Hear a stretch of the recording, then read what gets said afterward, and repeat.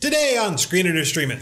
What if where we lived could move like it was on wheels? Like a mobile home. No, like the entire city moving from place to place. Yeah, it's still a mobile home.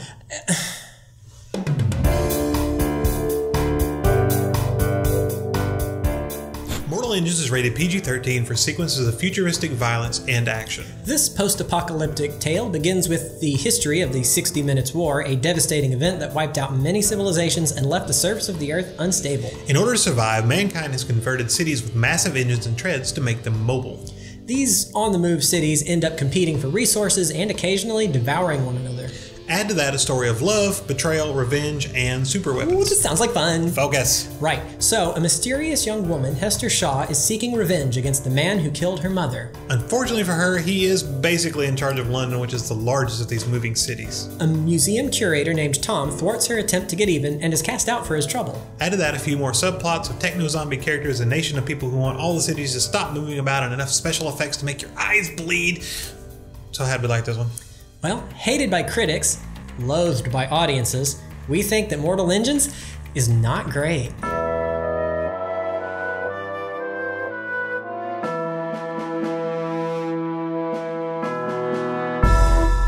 Alright, so Mortal Engines, which apparently the title's very clever because it's a Shakespeare quote from like Othello or something.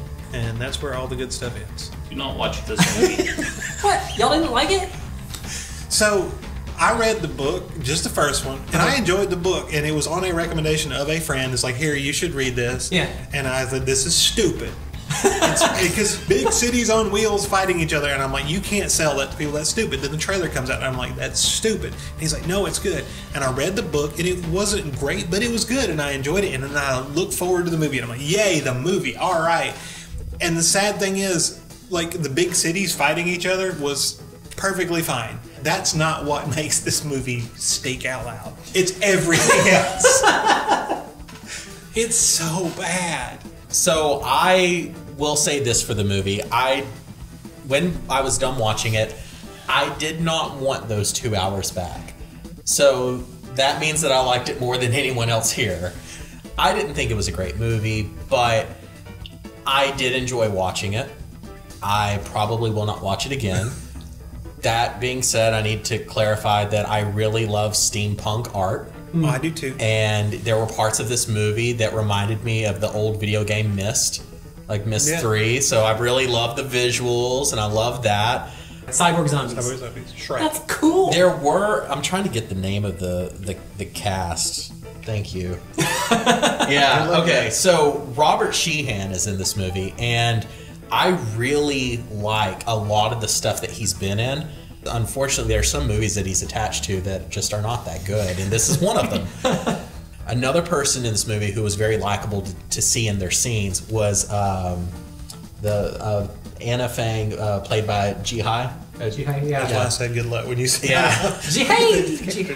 Anna Fang. Sure that wasn't Lyle Lovett. And if it was, that makes it even better. I don't know. There's something about just her physical appearance and the character she was playing, and the art of the floating city and the rebellion. It all kind of went together, and it just looked right. But it was more of the feeling you would get when you see like a good fashion show. So I didn't get that feeling. Yeah, I mean, if you see like a good fashion show, you're like, okay, well, this is, high art, good clothing, and it's wearable, and then it doesn't feel like it works for a movie. Have you seen lots of fashion shows, Matt? You were just telling me the other day. Well, apparently I don't get art anyway, so it's okay. So for me, this was a movie that wanted to be a whole lot of other movies. Hold on. Before you do that, I am going to totally agree when you get there. Okay. So I want to talk about everything I did not hate. Spectacle! First, then we're going to get to that. Okay. Spectacle. I love the visuals. I love the way things look. I love the cities, I love the steampunk, I love the clothing, I love all of that. Everything visually, I love the airships and like the wall and it was great. I thought the characters, the people, Hugo Weaving was also in this. I thought everybody did a fine job. That with what they had, what they did, the acting was fine. I didn't look at anybody and be like, "Ooh, they stumped this up." I thought that was fine. And for some reason, I still like the idea behind it. Like the cities fighting each other. 14-year-old me is like, "Yep, giant cities with tank tracks blowing stuff up is cool." And when I agree with you in a second. Prepared to So agree. the weirdest thing was when we walked out, the people that we went to see this with, we talked about it, and I think I liked it better than they did. Oh. But my enjoyment, I think, of the movie came from me filling in missing pieces that the movie left out that I had read. Because there were a lot of things in this movie that happened, and I would be like, oh no, that's the whatever from the thing that it did not tell you. Which means if you didn't read it, you missed 90% of the cool stuff that was supposed to be there that I was just remembering. All right, take off and I will join in. Right. So at different times, I felt that this movie was wanting to be The Matrix, especially the Anna Fain character. It was wanting to be Star Wars. It was wanting to be Lord of the Rings. But the thing that it seems like it wanted to be most and came closest to was another video game, was Final Fantasy VIII. Yes. These cities are like the gardens from Final Fantasy VIII, traveling around, doing battle. You've got airships going everywhere. The wardrobe's about the same. But yeah, I just kept thinking, man, if Final Fantasy, the Spirits Within, was like this, it still would have sucked. But And so the thing that got me, at some point, they're doing the little flying ships, and they're making the speeder noises from Star Wars. And I'm like, that's weird. They just ripped off the speeder noise. And then the bounty hunter appears. And then I Am Your Father happens. And then I'm like how much of Star Wars are you going to rip off in one show? But then, yeah, and it's just this weird amalgamation of all these other shows. Like, let's take this piece, let's take this piece, let's take this piece, and cram them together. And that's not the feeling I got from the book at all. So Valentine is the villain, basically. With a name like that, you have to be a villain. Hugo it Weaving's is like character. guaranteed. I just called him Hugo Weaving the whole movie. I So never realized his name was Valentine. Yeah. So in the book, Tom, who is the main character, him and Hester Shaw. The book starts with Tom, and it's all about Tom. And it's just this like character development. It's him working at the museum. It's him how his life like sucks because he doesn't come from a wealthy family and all this. Tech, the iPhone. Yeah, no, that's not in the book. And it's just really cool. And he has the hots for Valentine's daughter, but she's this rich, like, Miss Perfect from whatever. Why wouldn't you? Well, no, and she's not necessarily. She's kind of let them eat cake. Like she's kind of rich and pompous, but it's not on purpose. She just doesn't realize how the other half lives. And he has the hots for her. And then Valentine tries to kill him. As one does. But in the book, there is no inclination that he's going to do this. So when Valentine like chunks him down the hole in the book, that is a like drop the book, like holy crap. Because Valentine up until that point is the hero of the city. He is everybody's idol. He is looked up to. He is worshipped. He is the savior of this place. He is like, he's not the mayor or the governor or whatever, but he could be if he want. Like people would storm the castle and put him in charge if he wanted to be. But in the show, like in the movie, he's kind of from the start, and it's like, oh, well, you've just thrown out to me what was one of the best moments in the book was that like hand there. Yeah, like he's going to be the bad guy, and like that just was a wasted opportunity. And I know it's got to be super difficult to take a book and turn it into a movie. Like, especially because you've got to condense so much. And a lot of times we rag on, movies that come from books because they throw out stuff and you leave out things. And I know that has to happen. Sure. But again, if you can take, Harry Potter and condense it into a 3-hour movie and make it work, anything's possible. Well, plus you had Peter Jackson, Fran Walsh, and Philippa Boyent, which is the exact same team that did the Lord of the Rings adaptation. Well, what went wrong? But so here's the thing. They threw out stuff, and I know you have to do that. So I'm okay with the fact that it's missing a lot of the story. Extended cut? No. Please don't. But here's the thing. The 7-hour director's cut. They changed so many things. But there was literally no reason for it to have been changed. You could have shot it like it was in the book. Yeah. And it would have made sense. It wouldn't have been stupid. And it would have made the movie so much better. And it's like, that thematically did not happen that way at all. And every single solitary change was for the worse. There was not one thing I could see changed and be like, oh, I got that. That made it so much better. That one in the book, but I get it. That was No, there were heart-wrenching moments. Yeah. in the book that are just gone because they didn't set things up properly. One of the things, and Hollywood always does this, is the over beautification of people. So one of the things about Hester was that she was like horribly disfigured in this huge scar, and so through the majority of the book she has her face covered, so that you can't see her, and there's this vulnerability and there's this, you know, to her because of this. She doesn't want anybody to see her. Well, when she shows up in the movie, she has it on, and then like 5 seconds in, it's thrown off, and then she's like, "All right, I'm cool with this. Let's go." And it didn't. Did anyone read Ready Player One? Yes. Okay. Yes. So was her face like way more messed up than it was in the movie too? Oh, yes. So this is a continuing trend from last. So no, in Ready Player One, they've had this trend for decades. It was like at least half her face. It was super dark, and she's obese. Yeah. And that's why she didn't want to. Like everybody in Ready Player One is obese. That's true. But everyone in the movie is like an athlete. That, and that was the reason she didn't want to meet him. And in the movie, so here's what I was going to say. If you take somebody and you make them pretty just for the sake of making them pretty, I get it. It's Hollywood. I want to see pretty people doing things. It's okay. But when you mess up the story because of the pretty person, then that's a problem. So there were scenes in Ready Player One that make no sense because she's supposed to be all and really it's a beautiful girl with a slight birthmark, a bit of a scar, but I mean no, in Ready Player One. Oh, in Ready Player One, yeah. No, but and again in Mortal Engines, this was a thing that made her sympathetic, even though she kind of treats Tom badly, because she does in the movie too. But you don't feel necessarily like she's a bad person because you have the sympathy for her because she is disfigured, because she's hiding. But watching the movie, there were so many beats just like that were really good in the book that were just gone because they just didn't do one thing correctly. And it just made the whole movie bleh. Hey, if they could do Dredd with that guy with the helmet on the entire movie, they could have done it. What else do I like? It was boring. What? Yeah, that's pretty. It was a boring movie. Boring. I looked down 45 minutes in at my phone. I was like, "Dear God, I did the same thing. Oh, no. I did the same thing. I was like, how much more is this? Oh God, we haven't been in here an hour yet. And I don't know how you take a movie about giant mech, steampunky cities, like airships, pirates. I was bored the first time I saw them walking through a tread mark. That was the first time that I was like, this is going to be a long movie. Well, they do like walking a lot in Lord of the Rings. So that's true.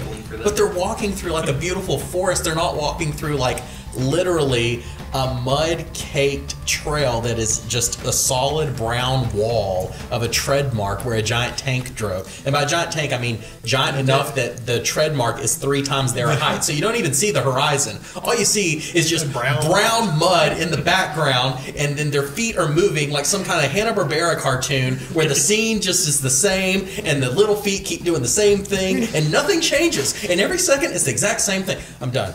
+2 in the second Lord of the Rings movie, they switched it up and ran. They did. So Shrike is the zombie, cyborg Stephen Lang thing again. Oh, he was a good part that I forgot about. He was totally like again. They just did everything in this movie to make everything unimportant, unnecessary. He was totally unnecessary in this movie. Like, if you had just cut out everything with him, you could have shaved 20 minutes off this thing. I would have never known he was gone and would have enjoyed this better, even though he was probably one of the better things in here. He was kind of the MacGuffin bot. Like, he was a robot that made them run in a particular direction. So here, and the funny thing, again, there is a scene, like, none of the characters are likable. None of the characters are memorable. I do not care about any of them at all. There is a scene at the end where there's this big battle, like, with London. And there is a girl where there's, like, 5 or 6 of these airships. And London's headed towards the wall. And they're going to blow up the wall. And that's going to be the end of, like, the freedom fighters, the good guys. And so they hop in the airships and they head out to try to intercept London. Right, so they lock their S-foils in attack position and trying to get, before it gets in range, to blow up their secret. Right before I Am Your Father. The Death Star scene. Yeah, Right. that's the Death Star scene. Okay. So the Death Star scene, one of the girls, her ship gets damaged, and they're trying to take out the guns, or she runs out of ammo or something, and she sacrifices herself and like kamikazes into this thing. And you can tell this is supposed to be like the music slows. This is a heart-wrenching, terrible, sadness moment. I have no idea who that girl is, where she comes from, anything else in this movie. She just like appears 5 seconds before that, and then like the character's like, "Oh, so and so died," and I'm like, "Yeah, I don't know who that is." Wait, You gotta go back to Independence Day for how you're supposed to do this. So that scene is in this movie? Because I thought that was from The Last Jedi. Like, I seriously just thought that those two were the same Because in The thing. Last Jedi, inexplicably, somehow it was stopped at the last second. You are saved. Well, they did that But too. how? They did that too. I just remember like seeing these low-flying aircraft running across a battle zone it's like, he's the into only this one. giant thing that's charging up and trying to shoot. He's the only one. Everybody else was gone. And then Side's No, like, you just where did you described both come movies. from? Like, what? That doesn't even make sense. Plus, it was a bad plot device. I'd have been sad if he'd been killed. Let him die. What was the wall? Was that like the? Well, see, they built it 700 miles long, like out of ice, to keep the White Walkers out. Well, no. So oh my god. So the premise of the movie, right, is that this giant devastation has happened. There's earthquakes. So the cities have to be mobile, and Because the Earth's unstable, right? because the Earth's unstable. Right. And again, in the book, it goes to links to tell you this is what is happening and why. Sure. And I'm like, you know what? It's dumb, but it makes sense. Like, I will buy that for the fiction. But in the movie, it's so like glossed over and done in like half a second that they didn't. I'm like, but you want people to buy this? But anyways, so the cities have to be mobile, except they keep running out of resources. So the cities are destroying and devouring each other for the resources from one city to the next. As one does. Well, the major cities of the world are still in existence because they're big and powerful. Well, there's this whole group of people that don't believe in this system. The static cities. The static cities, and they have a giant wall somewhere in Eastern Europe area, and it's defensible to the point that no one is able to cross get so. But the mobile cities want to cross it because the static cities are on the other side, and they're free. It's easy prey, right? Right, they'd be defenseless. It's like Pac-Man. Yeah. That's exactly what it's like. Just gobble stuff up. So they go to the wall to bust down the wall. They have this new weapon. We're going to blow down the wall and get through. And of course, the people behind the wall do this last ditch effort, and it doesn't mean anything. It's boring. It just it's so sad. I cannot tell you who was alive at the end of the movie. No, I don't care. Don't care.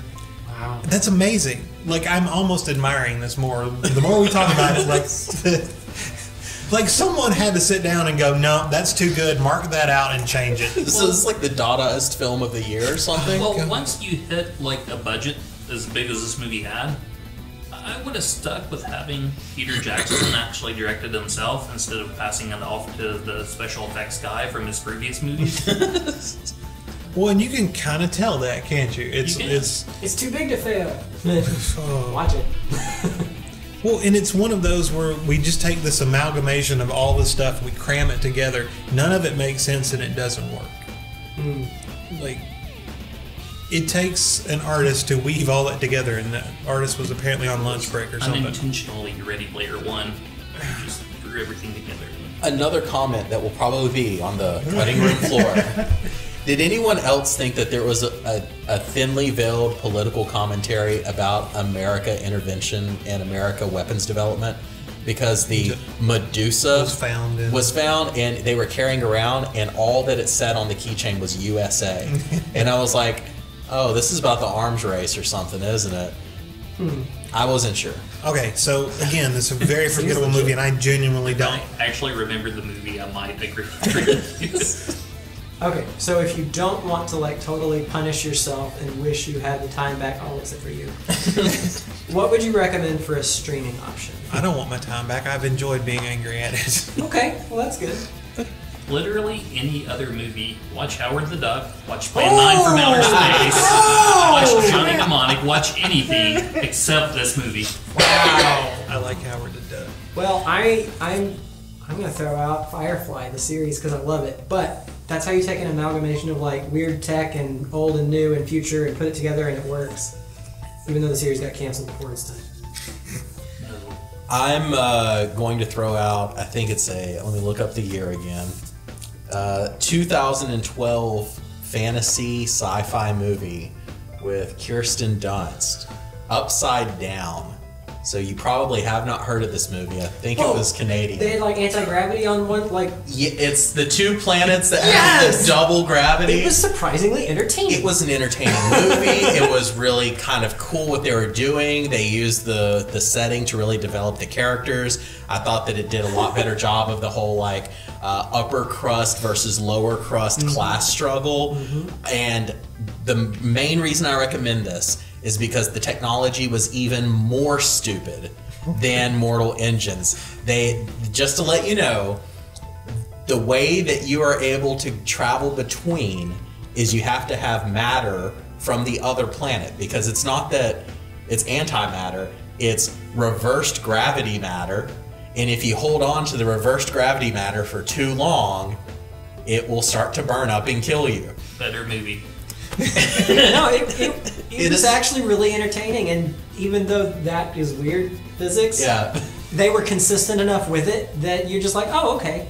So it was just fun. Yeah, I had forgotten about that one, but I did actually see it. It popped up on Netflix one day. It felt like a dream. I was going to recommend Stardust, but then I was like, no. Okay, I love Upside Stardust. Down is way more of an actual fit. It's maybe charming, cute. It's just a cute little love story. I actually thought about that because, like, there's a what is his name? That's the pirate in it. Robert De Niro. Robert De Niro. Oh my god, like, that's so ridiculous, but they make it work. You can make anything work. You can. So, charm. There was I know this happened in one of the Aliens movies, and I know it's happened in other movies, and I can't remember which one it was, but in one of the Aliens, Sigourney Weaver finds out, like, she finds her clones because they're trying to clone her because she had been infested. Resurrection. All right. It's the fourth one. So she goes in, and the clones are these horrible, disfigured things, and she kills them all. And it's kind of sad because she's basically killing her clones, she's killing herself, but it's just such a horrible, twisted thing that it just needs to die, so it's kind of okay. That's the best description of this movie I can give. It's just this horrible, twisted thing that just needs to... Anyways. So what would your mercy killing be?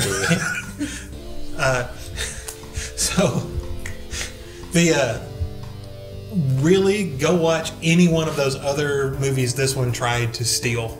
So and either do copy. Star Wars or... I'm going to just say A New Hope. Go with Star Wars A New Hope. You get the same kind of feel, but done well and fun. And this seriously lacked fun. Oh...